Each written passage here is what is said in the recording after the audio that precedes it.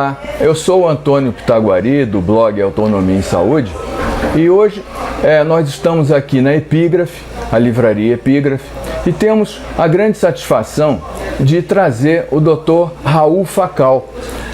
O Dr. Raul Facal, ele é médico, acupunturista e homeopata. Faz parte da Associação Médica de Acupunturistas, a Associação Médica de Homeopatas da Argentina, e tem uma vasta experiência na medicina chinesa. E hoje nós estamos convidando aqui o Dr. Raul Facal para dividir conosco, para nos contar um pouco do seu conhecimento e da sua trajetória. Para a gente começar então, Dr. Raul Facal, quero lhe agradecer muito o seu interesse, né, a sua visita aqui à Foz do Iguaçu, e queria lhe perguntar então um pouco da sua trajetória, como é que você se desenvolveu. É importante lembrar que o Dr. Raul também é doutor em psicologia, então eu queria que você contasse um pouco para a gente como foi a sua trajetória na medicina. Então, na verdade, eu acho que eu fui levado na vida para esse caminho, porque eu nunca pensei em ser médico, não era aquela coisa que você tem da infância, ou eu não tinha nenhum médico na família. Então, mas no último minuto que eu estava para estudar física nuclear, e meu pai era engenheiro, ele queria que eu fosse engenheiro, eu pensei que eu queria trabalhar com pessoas, ter um trabalho mais humanístico, um trabalho mais de interagir com as pessoas. E então decidi estudar medicina. E com a ideia de trabalhar com crianças, que sempre foi aquilo que eu gostei, fundamentalmente de fazer neonatologia.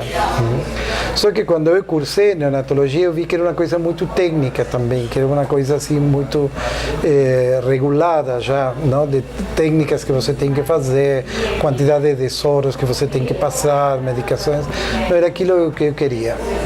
E então, isso me levou, e como eu me formei com a última matéria de psiquiatria, que eu tive que estudar a Freud para dar essa matéria, então isso me levou ao campo da psicologia, e entrei na Universidade de Kennedy para ser o doutorado em psicologia clínica. E unir as duas coisas que eu tinha interesse, que era a psicologia e as crianças. Então eu me especializei na Escola de Psiquiatria Infantil, na parte de psicopatologia infantil e terapias infantis. Eu tive durante muitos anos escola para pais, para ensinar diferentes formas de lidar com as problemáticas infantis, educação sexual, como lidar as problemáticas dos irmãos, dos ciúmes, como brincar com as crianças, que tipo de brinquedos você pode oferecer, enfim. Só que com o tempo, e eu não acreditava, por exemplo, na homeopatia, não acreditava nas medicinas alternativas. Só que com o tempo, a vida me foi levando primeiro me aproximei na acupuntura, e a maioria dos professores de acupuntura, eles faziam também homeopatia, então eu me fui interessando. Só que eu dava aulas para maestras de jardim de infância, de pediatria, e eu vi um aviso num periódico que falava de uma palestra informativa sobre homeopatia em um horário que eu estava perto de lá, e era justamente um horário que eu podia ir. E fui, e eu vi aquele que foi meu mestre na homeopatia, o Dr. Massi Elizalde, que ele tem escolas no mundo inteiro. Ele já faleceu faz 13 anos. Era sediado aonde? Em Buenos Aires. Chamava, o nome era Instituto de Altos Estudios Homeopáticos Dr. James Tyler Kent. E ali ele começou a falar do Adão e Eva e da origem da humanidade, não? Daquela mítica origem do Gênesis, e relacionar tudo isso com a saúde, com a doença, com a medicina, com a cura. E achei interessante, então comecei vindo da psicologia, que não acreditava muito naquelas coisas, mas continuei. E acho que encontrei meu lugar na homeopatia unicista. Muito interessante. Mas aí, como o senhor falou, através da acupuntura, o senhor foi se aproximando da homeopatia. Sim. E a homeopatia também, pelos processos de energia, lhe trouxe para a medicina chinesa. Foi isso mesmo? Não, eu procurei fazer uma ligação entre a medicina chinesa e a compreensão que ela tem dos fluxos energéticos, que são muito importantes, com a compreensão da homeopatia, que é uma medicina vitalista, que é uma medicina que acredita na energia, mas que não tem uma explicação de como é esse fluxo energético, não tem uma compreensão de o porquê esses sintomas que tal ou qual medicamento dá, entende? Então, eu acho que a medicina chinesa ela dá uma explicação muito clara, muito certa, muito precisa, clara, fundamentalmente clara, de como é esse fluxo, de por que acontecem as doenças, por que a gente tem dor, por exemplo, não é certo? E então, eu acho isso interessantíssimo. Não?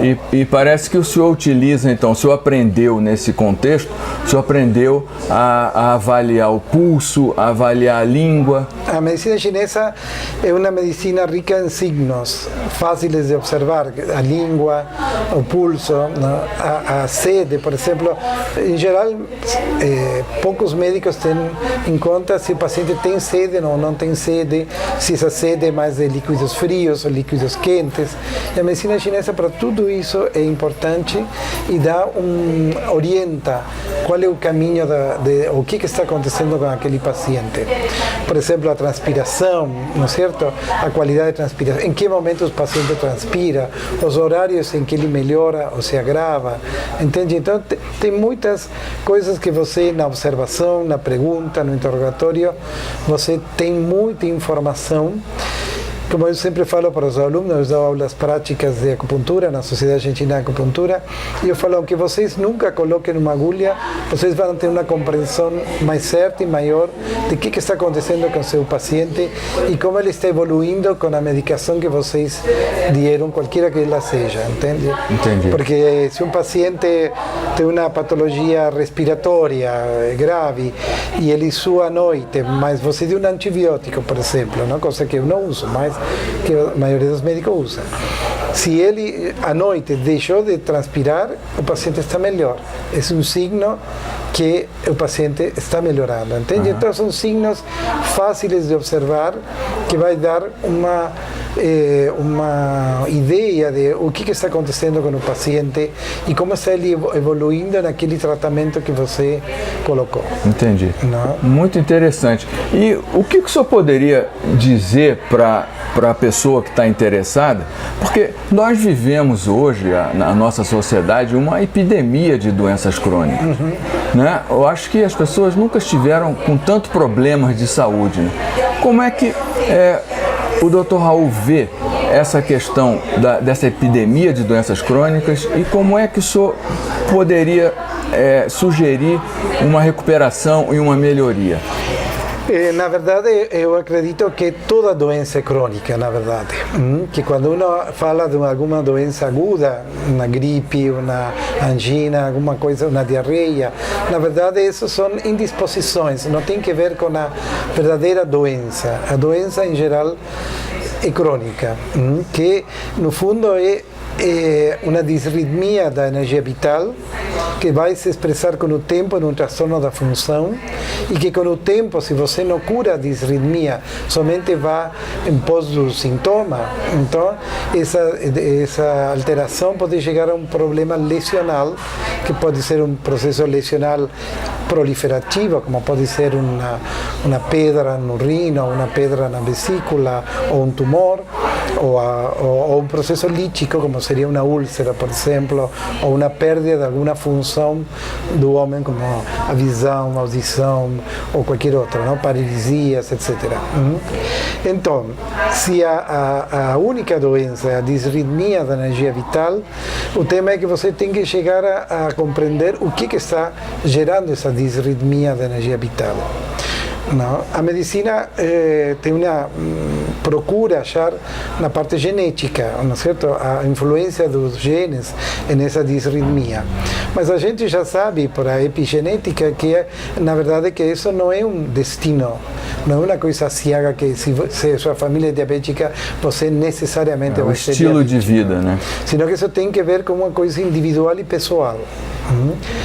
Eu escrevi um artigo para um congresso e di umas palestras sobre qual é o sentido da doença e outra que se chamava A Saúde, a verdadeira liberdade possível, porque eu acho que na verdade a cura real é quando você consegue se liberar de seus condicionamentos internos, quando você consegue se libertar daqueles condicionamentos dados por fatores talvez da criança, da educação, dos momentos sociais que você viveu, as experiências vitais, ou seja, por múltiplas causas, mas que foram deixando em você uma determinada e particular percepção da realidade, que é distorcionada, que está alterada, que faz você sofrer. Não? E aquele sofrimento básico, então vai dando aquela, enquanto você não resolve esse sentimento, então você vai adoecendo. Somatizando, né? Vai adoecendo. A medicina, o que a medicina denomina doenças, por exemplo, gastrites, hipertensão, o que seja, na verdade para nós são os sintomas da doença, não é a verdadeira doença. Não? Ou seja, ninguém vai negar que tem uma alteração, por exemplo, no hipotiroidismo, que é uma alteração na produção de hormônio tiroide, porque você faz uma análise e você pode comprovar isso. Mas a pergunta é o porquê se dá isso. A grande pergunta que eu acho que a medicina tradicional não responde é por quê?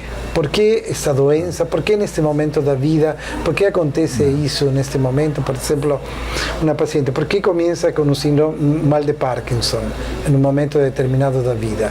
Sem ter, talvez, nem antecedentes familiares, nem antecedentes assim como para você relacionar. Que é uma doença que está aumentando muito nestes tempos que vivemos, não? E isso que você falava, que tipo de sociedade hemos construído? Uma sociedade onde predomina a ansiedade, as crises de pânico, o medo, não? A incerteza. Porque, na verdade, tem que ver com os aspectos dos sofrimentos mais profundos de todo o indivíduo, que são a insegurança, a incerteza, os medos, o medo ao futuro, o medo à morte. E etc. esses problemas, eles são importantes porque eles podem apontar a solução. Então, em vez da medicina priorizar a manipulação do sintoma através de remédios, ela deveria estar preocupada com, como você falou, o porquê. E isso. O porquê tem origem no estilo de vida, tem origem no processo psicológico da pessoa, e a vantagem que a doença tem é de mostrar que algo não está bem. Por isso, eu acho que a doença, eu uma vez falei, a doença é boa, não? E por quê? Porque na verdade a doença, já tem outros que escreveram doença como caminho, etc, não é certo? Que a doença é uma possibilidade, porque na verdade a doença é uma procura do organismo de restabelecer uma nova homeostase, um novo equilíbrio. Só que, como a gente não tem essa compreensão, na maioria da medicina, então acha que a doença tem que ser tirada o mais rápido possível. Exato. Não?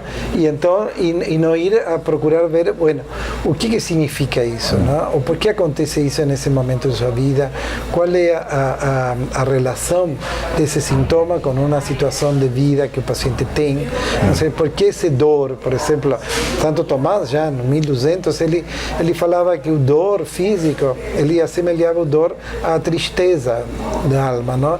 E dava as mesmas soluções para isso. Então, quando você tem um dor físico intenso, na verdade, isso tem que ver com talvez, com uma tristeza, com uma situação que você não está conseguindo lidar, que você não consegue nem sequer talvez perceber, não? Que na verdade é um trabalho de individualização. Não é um trabalho assim de como a medicina, todo mundo que tem gastrite toma pantoprazol ou omeprazol, não. O trabalho é procurar ver o que significa isso, por que esse sintoma, por que não outro, em que momento da vida apareceu, com que coisas tinha para ver, entende? Então, e se ajudar com a história que nós chamamos biopatográfica do paciente, que é sua história evolutiva e como ele foi adoecendo ou procurando evitar o sofrimento, ou procurando se afiançar na vida, de que jeito, como. Porque as causas da doença, então, como o Dr. Raul está dizendo, elas envolvem processos espirituais, processos psicológicos, problemas de estresse, que você mencionou, e também processos de alimentação. E então, eu gostaria de lhe perguntar, nesse contexto, para uma pessoa que quer recuperar a saúde, que quer prevenir problemas de saúde, quais seriam as suas sugestões? Como é que você falaria com essa pessoa? Bom, enfim, não? A maioria dos médicos falam, que muita gente já tem falado, de atividade física, uma alimentação mais saudável, etc. Mas o que eu acho mais importante é que você tem que encontrar naquilo que você faz qual é o sentido daquilo que você faz, entende? Se eu aceito a minha realidade, eu sou essa pessoa, moro nesse país, com essa problemática, então, se eu aceito a minha realidade, eu posso transformar essa realidade, eu posso trabalhar na transformação da realidade e nesse processo eu vou me melhorando, eu vou crescendo, eu vou me libertando de meus medos, de minhas incertezas, de minhas... porque tem muita gente que é bem sucedida na vida, entende? E eu já tive pacientes, inclusive caminhos espirituais importantes, e muito doentes. Então eu falei, mas olha, então por quê? O que significa isso? Não? E que às vezes, na verdade, esses processos são simplesmente mecanismos bem desenvolvidos para evitar o sofrimento e para ocultar aún mais aqueles medos mais profundos, entende? Não? E então, e por isso a doença aparece.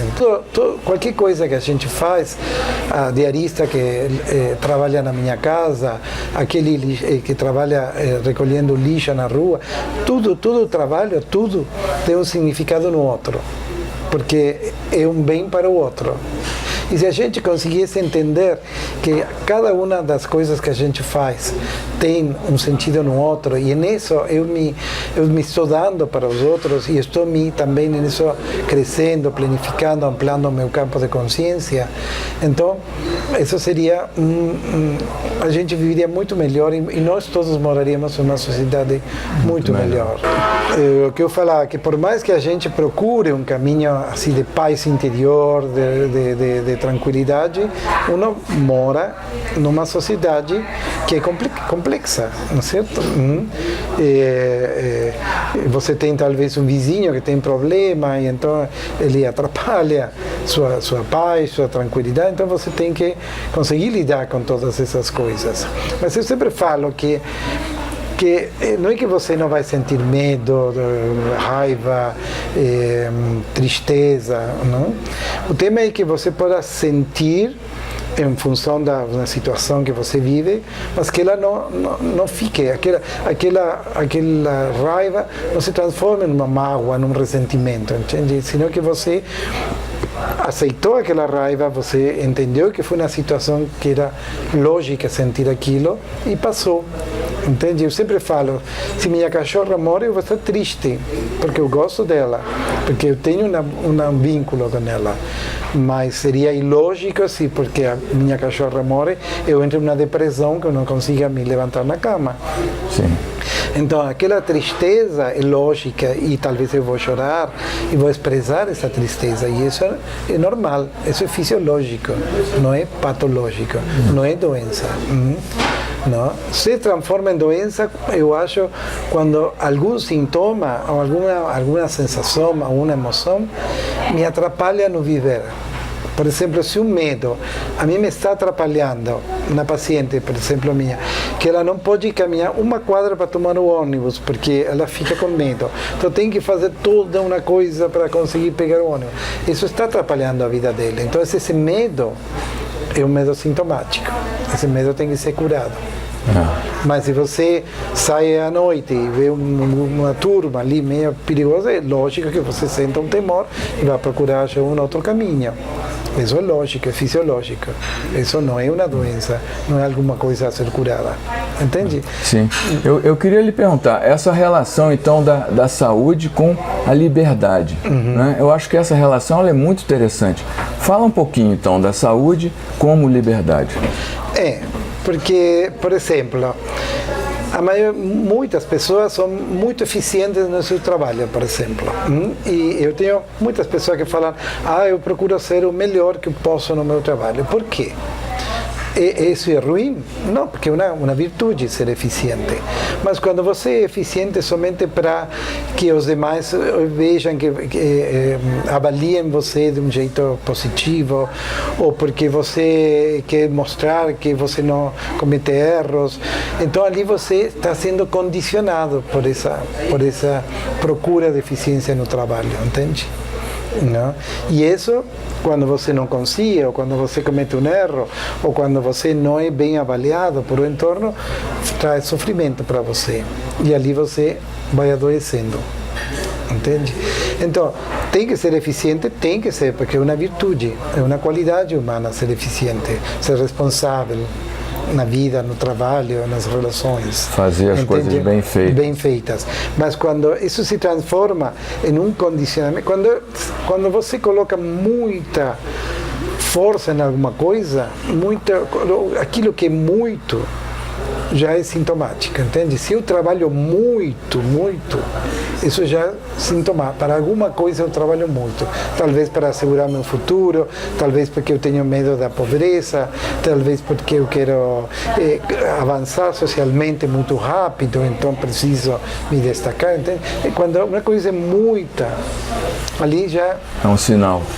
Olho, ficar de olho. Porque alguma coisa não está bem nisso, entende? Eu tenho uma paciente, ela foi aprender salsa e ela torceu o tornozelo, não? Foi a fazer natação e fez um esguince no ombro. Então eu falei, mas olha, se você está fazendo muita força, é que você está colocando algo mais. Mas você não vai ser uma dançarina do palco. Você está fazendo algo para se divertir, para compartilhar, então não precisa ser a melhor. Entende? Quando uno procura fazer com esforço melhor, ali você já fica se esguinçando, se desgarrando o músculo, entende? Já fazendo alguma coisa, porque colocou algo que está demais. Passou do limite. Isso. E isso que está demais tem que ver com um condicionamento interno, entende? Não? Eu sempre falo, a vida é trabalho, mas não é esforço. A gente tem que trabalhar, porque todos nós devemos trabalhar em nós mesmos, para viver, claro, a gente trabalha para viver, para ter um salário, para viver, não é certo? Mas quando você isso sente que é um esforço, ali alguma coisa está errada, porque a vida não é esforço. Ali já estou colocando um plus, alguma coisa a mais, que é um condicionamento meu interior. Entende? Que eu quero ser o melhor, que eu quero ser o líder, que eu quero ser o, não sei, sabe, o que seja. O bam. Sim, que cada um tenha, sabe? E isso já é um condicionamento. E isso, com o tempo, vai me levar para a doença. Como é que o senhor poderia ajudar a pessoa que está nos vendo a não passar do limite? Como é que ela poderia fazer para saber se manter no nível da saúde, do bem-estar e do trabalho que pode ajudá-la e aos demais? Eu acho que uma coisa muito importante em todo agir humano é a intenção. Então, na medida que uma pessoa por exemplo, eu não curo 100% dos meus pacientes, porque eu não sou Deus, eu não sou omnipotente, não tenho a capacidade para entender a toda a humanidade, entende? Não? Mas em cada paciente que eu atendo, eu tenho intenção, ponho o melhor de mim e vou procurar entender esse paciente. Às vezes eu vou conseguir, às vezes não, às vezes por um problema do paciente que não quer ter a paciência e o tempo para chegar a essa cura, às vezes porque eu não conseguia entender o que ele me estava falando e expressando na sua linguagem, entende? Então, depende de muitos fatores. Mas o importante é que, se minha intenção é boa, certo? Se o que eu estou procurando é uma coisa boa, então ali a coisa flui, vai fluir. E isso que a gente tem que se eu faço uma coisa, eu faço porque eu acho que essa coisa é boa, para mim e para os outros. Certo? Mas se eu faço uma coisa, não, mas vou fazer isso só para depois obter aquela outra coisa, sabe? Ou que seja. A dançarina que quer dançar melhor do que claro, ali ela já quer se mostrar, já está na situação que ela quer se mostrar nos outros, ser mais melhor. Do que é. Isso. E não está usando aquilo com o sentido e com a intenção que isso tinha, que é somente desfrutar, se divertir, passar um bom momento, não ter um hobby independente das coisas que de seu trabalho diário na casa, ou com os filhos, ou que seja, entende? Então eu acho que a boa intenção, o gostar daquilo que a gente faz, o se conhecer para descobrir em que a gente é boa, porque eu não conseguiria dançar ballet. Não tenho, mas Aristóteles falou, a natureza não nega, não tira de ninguém aquilo que precisa prazer. Então todos nós temos o suficiente prazer aquilo que temos prazer. Então só descobrir isso e desenvolver, porque está em potência, claro, está em semente, não é? Então nós temos que desenvolver isso, não é? E eu acho que na medida que a gente consiga descobrir isso, desenvolver e fazer com uma intenção boa para os outros e para si mesmo, então aí a coisa flui, flui com liberdade. Muito bom. Dr. Raul, eu fico encantado, gostei muito de lhe conhecer, as suas ideias, né? E espero que... quais seriam os seus projetos? O que você vislumbra? O que você está envolvido? Quais são os seus trabalhos? Não, bueno, na verdade eu venho no Brasil já faz 13 anos, porque eu vou em Curitiba, eu dou aulas, na verdade eu dou aulas para veterinários, de homeopatia e de acupuntura. E então já faz um tempo que eu estou aqui em Paraná, no estado de Paraná, em Curitiba, na verdade, fazendo esse trabalho. Eu acho que eu sinto que eu tenho alguma coisa para dizer e que essa coisa ajuda, entende? Então é por isso que eu procuro dar aulas, ensinar mais que a técnica, que é importante, lógico, e a compreensão, por exemplo, da medicina chinesa, onde a gente colocar agulhas. Eu sou partidário de poucas agulhas, não colocar aquela montoeira de agulhas, senão, se você conhece muito bem, o Sowen fala, o pequeno obreiro coloca muitas agulhas, o grande mestre coloca uma agulha. Eu não coloco uma agulha, não sou grande mestre, mas procuro colocar poucas agulhas.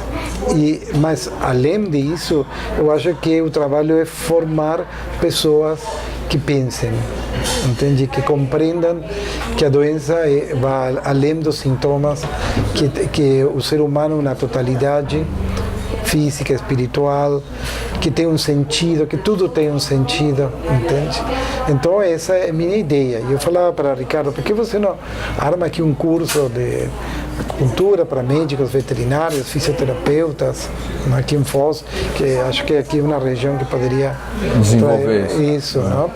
Isso porque eu acho que se precisam médicos e terapeutas em geral que considerem essa ideia, não, de um homem como um ser total e que sofre e que precisa de se libertar daquele sofrimento para poder ser um ser mais pleno, não somente o homem, não? Senão eu não daria aula para veterinários.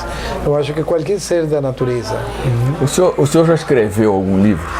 Não escrevi, livro não. E não é um projeto, eu acho que seria muito importante que você colocasse essa sua experiência, essas suas orientações num livro, porque seria algo que o senhor poderia deixar, que estaria fixo e que poderia ajudar um número muito grande de pessoas. Eu gostaria de ler um livro seu. Obrigado, vamos ter como projeto então para o futuro. Talvez quando me aposentar. Tem um pouco mais de tempo. Muito bom, então eu estou aguardando, nós estamos aqui numa livraria e seria muito importante essa livraria ter uma obra do Dr. Raul Facal. Tá bom, obrigado. Dr. Raul, a pessoa que estiver interessada em lhe procurar, qual seria a orientação? Qual o contato? Como é que a pessoa entra em contato com você? Eu posso deixar meu e-mail, que é meu nome, Raul Facal, tudo junto, @gmail.com. Muito bom, muito obrigado mesmo. Eu vou colocar o endereço de e-mail do Dr. Raul aí na descrição do vídeo. Pessoal, muito obrigado por hoje, um grande abraço e até o próximo vídeo. Valeu!